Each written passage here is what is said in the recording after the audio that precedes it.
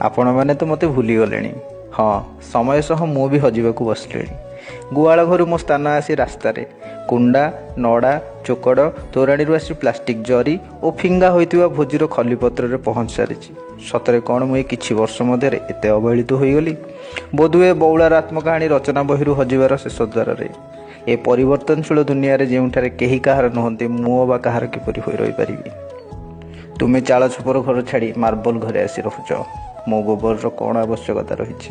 ବଜାରରେ ମିଳୁଥିବା protein powder ଖାଇ ଶକ୍ତିଶାଳୀ ହେଉଛ। ମୋ କ୍ଷୀରର କ'ଣ ବା ଦରକାର? ବିଲାତି କୁକୁର ଧରି ବୁଲିବା ଲୋକ କାହିଁ ଅବା ମୋ ବାଛୁରୀ ସହ ଖେଳିବେ?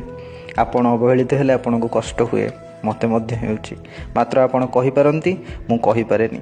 ମୁଁ ଆପଣଙ୍କ ସଭ୍ୟତା, ପରମ୍ପରା, ସଂସ୍କୃତି, ଐତିହ୍ୟର ଅଂଶ ହୋଇ ରହିଆସିଛି।